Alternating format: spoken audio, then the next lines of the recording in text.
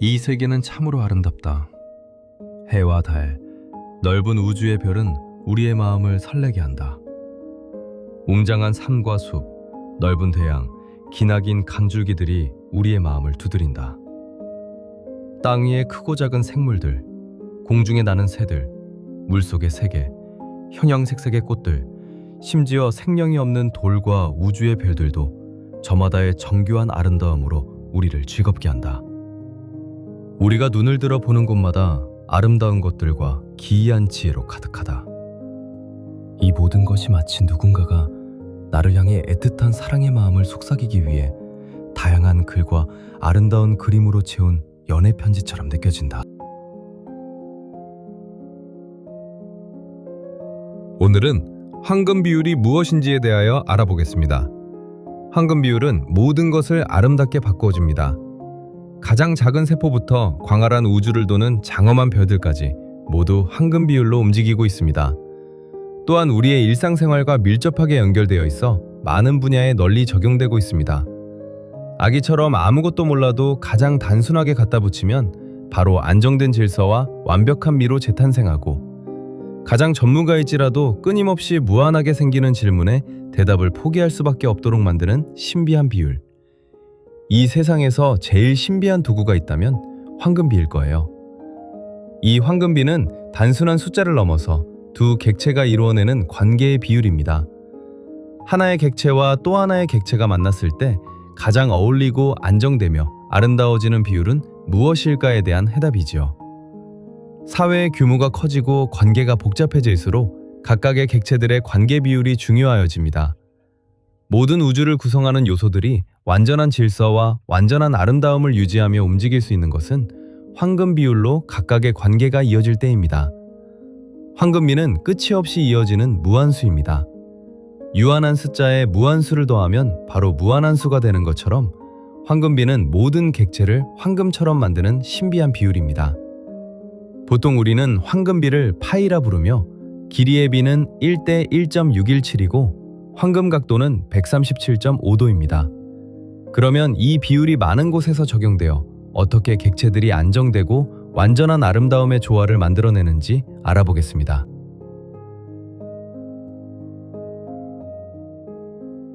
꽃은 아름답습니다. 이 완벽한 미에 어떻게 황금비가 적용되어 있는지 알아보겠습니다. 먼저 황금비와 관련이 있는 숫자들을 알아보면 1, 2, 3, 5, 8, 13, 21, 34, 55, 89. 즉, 앞에 두 수를 더하면 다음 수가 만들어집니다. 그리고 이 숫자들의 비율로 점을 만들어 곡선으로 이으면 황금나선이 생깁니다. 이 나선을 꽃의 구조에 적용하면 정확하게 이 나선을 따라 꽃잎들이 배열되어 있음을 알 수 있습니다. 그리고 꽃잎의 수에서도 역시 백합은 3장, 무궁화는 5장, 코스모스는 8장, 금잔화는 13장으로 황금비 수대로 구성되어 있음도 발견할 수 있습니다. 이러한 배열은 단지 미적인 요소뿐만 아니라 기능적인 면에서도 이유가 있습니다. 모든 잎들이나 씨앗들이 황금나선을 따라 배열되면 모든 구성 요소가 겹치지 않고 최대한 고르게 배치되어 가장 효율적으로 고루고루 햇빛과 비를 받을 수 있고 최소 공간에 최대로 많은 꽃잎이나 씨앗을 촘촘하게 배치할 수 있게 됩니다. 두 번째로 황금비가 아름다움을 넘어서 기능과 생존에도 어떻게 적용되는지 잘 보여주는 예가 앵무조개입니다. 앵무조개나 소라껍데기의 나선은 중심에서 밖으로 뻗어나갈 때 일정한 비율로 커지는데, 이 나선은 꽃에서 볼 수 있는 황금나선이며 우리는 이 구조에서 가장 편안하고 안정적인 아름다움을 느낍니다. 또한 나선의 어느 부분을 잘라내어 확대하더라도 전체 모양과 똑같은 형태를 유지합니다. 작은 중심부의 곡선이나 거대한 바깥쪽의 곡선이나 그 비율이 변하지 않고 유지되는 기하학적 질서는 시각적으로 완벽한 통일감과 조화를 선사합니다. 또한 조개가 황금비의 나선형으로 자라는 것은 단순히 예쁨을 넘어서 기능과 생존에 가장 유리한 구조이기 때문입니다.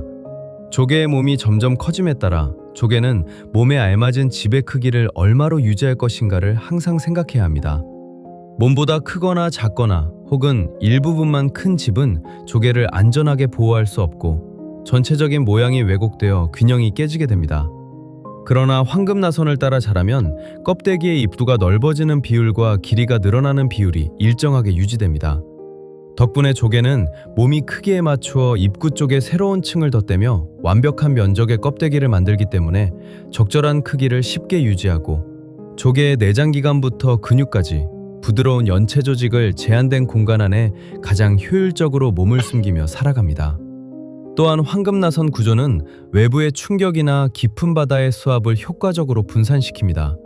각진 모서리가 없는 유선형의 나선 구조는 포식자가 깨물거나 파도가 칠 때 힘을 껍데기 전체로 흘려보내 파손을 방지하는 구조적 강인함을 제공합니다.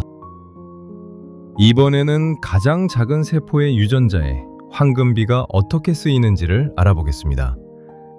생명체의 설계도인 DNA의 이중나선 구조의 가장 일반적인 형태인 BDNA의 구조적 수치를 살펴보면 피보나치 수열과 황금비가 명확하게 드러납니다. DNA가 완전히 한 바퀴 회전하는 데 걸리는 수직 길이는 약 34옹스트롬.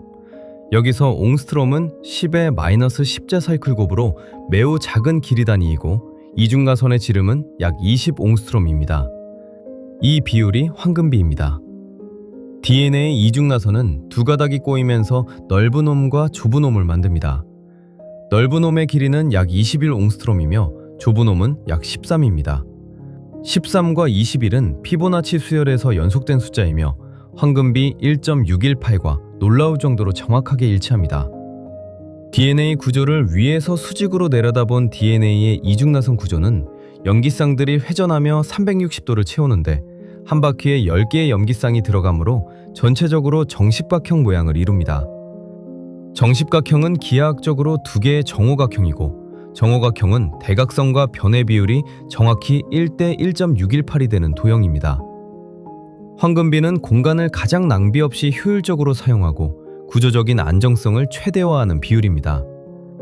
생명체는 유전 정보를 가장 안전하고 효율적으로 압축하여 저장하기 위해 수학적으로 가장 완벽한 비율인 황금나선 구조로 만들어져 있습니다. 그러면 광활한 은하수에도 황금비가 적용되어 있을까요? 네. 은하수의 나선팔은 중심에서 밖으로 갈수록 일정한 비율로 폭이 넓어지는 황금나선의 형태를 띠고 있습니다. 왜 우주의 거대한 별들이 하필이면 황금비를 따르는 나선 모양으로 배치되었을까요? 이는 중력과 회전의 역학 때문입니다. 은하수는 고체 원반처럼 통째로 도는 것이 아니라 안쪽은 빠르게 돌고 바깥쪽은 느리게 돕니다. 만약 단순히 돌기만 한다면 나선팔은 금방 팽팽하게 감겨서 사라져야 합니다. 하지만 황금나선 구조는 회전 속도가 달라도 모양이 헝클어지지 않고 오랫동안 형태를 유지할 수 있는 기하학적으로 가장 안정된 구조입니다. 나선팔은 별들이 고정된 것이 아니라 마치 도로 위의 교통체증 구간과 같습니다.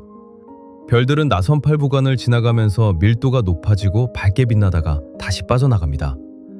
이 밀도가 높은 구간 자체가 황금나선 형태의 파동을 이루며 회전하기 때문에 우리는 그 아름다운 소용돌이 모양을 계속 볼 수 있는 것입니다. 지금까지 우리는 황금비가 단순한 미적 요소만이 아닌 효율적인 기능과 생존에 적합한 비율임을 알았습니다. 이제는 살아 움직이는 개미에게 적용된 황금비가 어떤 역할을 하는지 알아보겠습니다. 개미는 작지만 매우 정교한 생체 구조를 가지고 있으며 자신의 몸무게보다 수십 배 무거운 물건을 들고도 안정된 운동 균형을 유지하는 이유는 황금비가 적용된 몸 구조 때문입니다. 개미의 몸을 이루는 머리, 가슴, 배 세 부분의 길이 비율이 일반적인 일개미의 경우 각각 1대 1.618의 황금비를 이룸으로써 무거운 짐을 들었을 때 무게중심이 흐트러지지 않고 안정적인 보행이 가능합니다. 개미의 다리는 5개의 마디로 이루어져 있으며 각 마디의 길이는 황금 비율로 구성되어 움직임의 효율성을 높이고 있습니다.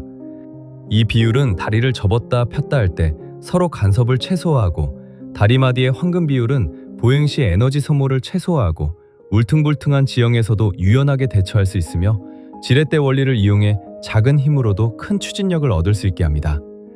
개미집은 여왕방, 육아방, 먹이 저장고 등을 연결하는 터널의 각도가 137.5의 황금 각도로 파져 있어 개미들이 미끄러지지 않고 안전하게 이동할 수 있고 찬 공기가 빨리 내려가지 않고 따뜻한 공기는 오래 머물며 터널 내 온도 조절이 되며 공기 순환 및 습도 조절의 기능을 하고 있습니다. 지금부터는 우리의 몸에 적용된 황금비에 대하여 알아보겠습니다. 가장 표정이 풍부한 얼굴에는 다양한 곳에 이 비율이 존재합니다. 우선 얼굴의 가로와 세로의 비가 1대 1.618입니다. 콧방울의 전체 너비를 1이라고 할 때 입술의 가로 길이가 1대 1.618입니다. 입술의 너비가 1일 때 양쪽 눈의 가장 바깥쪽 끝 사이의 거리가 1.618입니다. 코의 밑부분 인중 시작점에서 턱 끝까지의 길이를 1이라고 할 때 눈썹 위치에서 코 밑부분까지의 길이가 1.618입니다. 코 밑에서 입술 중앙, 입술이 맞닿는 곳까지의 길이를 1로 볼 때 입술 중앙에서 턱 끝까지의 길이가 1.618 비율로 봅니다. 손가락을 구성하는 뼈의 길이를 끝에서부터 안쪽으로 측정했을 때 각 뼈는 바로 앞의 뼈보다 약 1.618배입니다. 즉 2, 3, 5, 8과 같은 피보나치 수열의 비율이 손가락 마디마디에 적용되어 있어 주먹을 쥐었을 때 자연스러운 황금 나선 모양이 만들어지게 됩니다. 손목에서 가장 긴 손가락 끝까지의 길이를 1이라고 할 때 팔꿈치에서 손목까지의 뼈 길이는 약 1.618의 비율을 보입니다. 이 비율은 고대 큐빗 단위의 기준이 되기도 했습니다. 팔꿈치에서 손목까지의 길이와 어깨에서 팔꿈치까지의 길이 사이에도 1대 1.618의 비율이 발견됩니다. 손을 폈을 때의 너비와 길이에서도 황금비를 찾을 수 있습니다. 손가락을 제외한 손바닥만한 형태를 볼 때 손목부터 손가락 시작점까지의 길이와 손바닥의 너비 비율이 황금 직사각형 비율에 근접합니다. 손 전체를 쫙 폈을 때 새끼손가락 끝에서 엄지손가락 끝까지의 너비와 손목에서 가운데 손가락 끝까지의 길이 사이에도 조화로운 비율이 존재합니다. 팔과 손에 적용된 이 황금비는 단순히 미적인 아름다움을 넘어 기능적 효율성을 제공합니다. 손가락 마디가 1.618배씩 길어지는 구조 덕분에 주먹을 쥘 때 손가락들이 서로 겹치거나 빈 공간 없이 완벽하게 말려 들어가 물체를 단단히 잡을 수 있습니다. 팔의 각 부분이 일정한 비율로 커지는 구조는 발을 뻗거나 굽힐 때 힘을 효율적으로 전달하고 다양한 각도에서 균형을 잡는 데 도움을 줍니다. 이젠 음악에서 황금비가 어떤 역할을 하는지 알아봅시다. 음악에서 가장 듣기 좋고 안정적인 화음들은 모두 황금 비율로 이루어져 있습니다. 왜냐하면 각각의 기본 음정 소리의 높낮이를 결정하는 비율이 바로 피보나치 수 1, 2, 3, 5들이기 때문입니다. 우선 으뜸 화음을 구성하는 도, 미, 솔, 세음 사이의 진동수를 알아보겠습니다. 도의 진동수의 5대4의 비율을 곱하면 미의 진동수가 됩니다. 숫자 5는 3 다음에 오는 피보나치 수로 화음의 색채와 장조의 밝음 느낌을 줍니다. 도의 진동수의 2대4배 비율을 곱하면 솔의 진동수가 됩니다. 1, 2, 3, 5로 이어지는 숫자의 비율이 바로 우리가 듣는 협화음의 진동수 비율이 됩니다. 이렇게 세음이 모여 으뜸 화음을 이루어 귀에 가장 자연스럽고 안정적이며 아름답게 들리는 것입니다. 이번에는 미술에 적용된 황금비를 알아보겠습니다. 다빈치는 수학적 원리가 적용되지 않은 인간의 연구는 과학이라 할 수 없다 라고 말했습니다. 모나리자의 신비로운 미소와 묘한 아름다움은 우연히 나온 것이 아니라 얼굴의 비례, 신체의 배치, 그리고 시선의 흐름까지 철저하게 황금비라는 수학적 질서 위에 설계되었기 때문에 수백 년이 지난 지금도 우리에게 완벽한 아름다움으로 느껴지는 것입니다. 그 한 예로 모나리자의 턱 끝에서 코 밑까지의 길이를 1이라고 할 때 코 밑에서 눈썹까지의 길이가 1.618배입니다. 또한 얼굴 전체 길이에서 눈의 위치가 황금 분할점에 위치하여 시선이 자연스럽게 눈으로 향하게 합니다. 이처럼 미술에도 황금비가 깊이 연관되어 있습니다. 우리가 살고 있는 건축물도 예외가 아닙니다. 고대 그리스 건축, 그 중에서도 파르테논 신전은 황금비가 거대한 건축물의 웅장함과 시각적 조화를 위해 어떻게 사용되었는지를 보여주는 가장 완벽하고 상징적인 예시입니다. 파르테논 신전을 정면에서 바라보았을 때 신전 바닥에서부터 지붕 꼭대기까지의 높이와 신전 정면의 너비가 황금 비례를 이룹니다. 기둥의 지름과 기둥 사이의 간격 비율, 그리고 기둥 전체의 높이와 지름의 비율에서도 역시 황금비가 발견됩니다. 그리스 신전에 적용된 황금비는 단순한 숫자가 아니라 거대한 돌덩어리에 생명력과 율동감을 불어넣어 수천 년이 지난 지금까지도 인간이 느끼는 가장 이상적인 아름다움을 완성해냈습니다.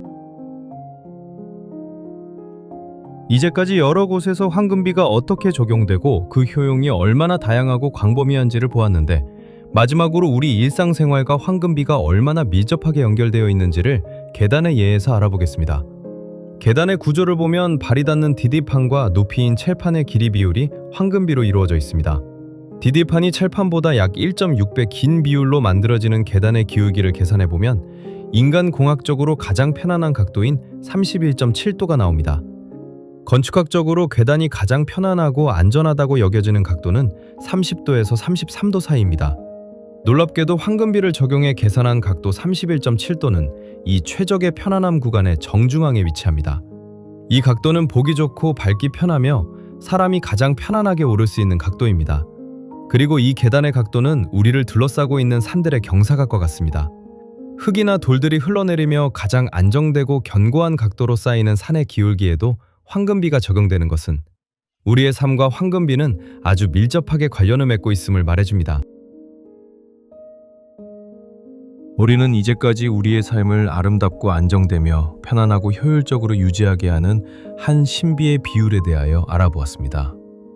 그리고 자연스럽게 우리의 몸에 배어 우리의 판단 기준이 되어 있지만 있었는 줄도 모르는, 그래서 그 가치와 쓰임조차도 몰랐지만 모든 사물에서 적용되어 오는 한 비율을요.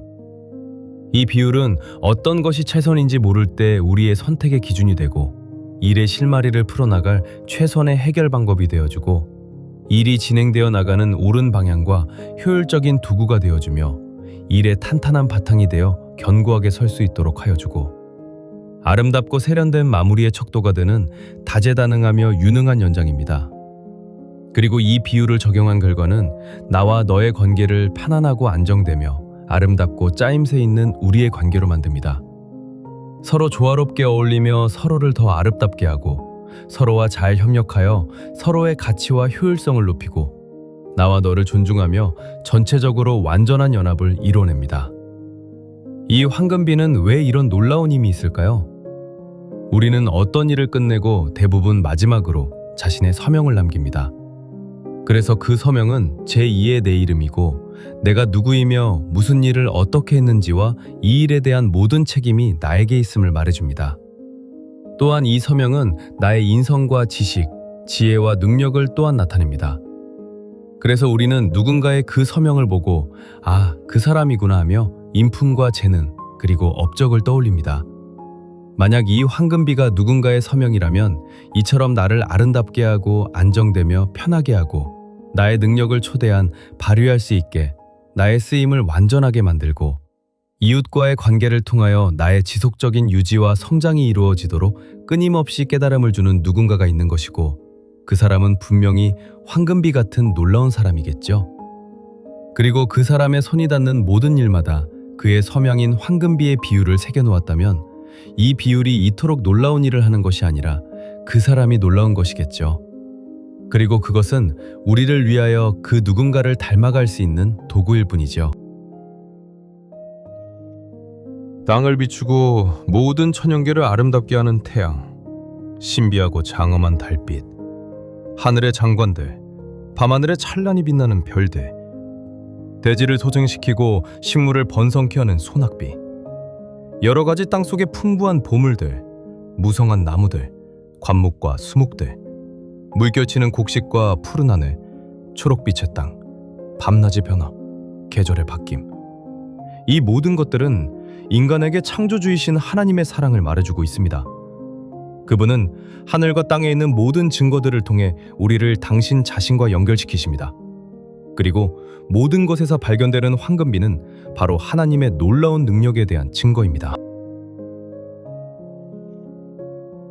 우리의 마음은 우리가 무엇을 바라보는가에 따라 닮아갑니다. 만약 우리가 아름다운 것을 보면 마음도 따라 아름다워집니다. 아름다움은 자신이 아름다울 뿐만 아니라 또한 다른 이도 아름답게 합니다. 어느 곳이든 아름다움은 주위를 더 밝게, 더 행복하고 기쁘게 만들며 말하지 않으면서도 나도 아름다워지고 싶도록 이끌어줍니다. 너와 나, 우리 모두 함께 아름다워지는 때는 그 아름다움이 우리와 함께 있는 순간입니다. 그 아름다움의 모든 것을 하나로 모으면 사랑이라 쓰여질 수 있는 이유는 모든 것의 완성인 사랑을 하면 모든 것이 아름다워지기 때문입니다. 아름다워서 사랑하게 되고 사랑하니까 아름다워지는 것이겠죠. 모든 것을 아름답게 하시고 그 아름다움으로 우리를 두르신 하나님은 그래서 사랑이십니다.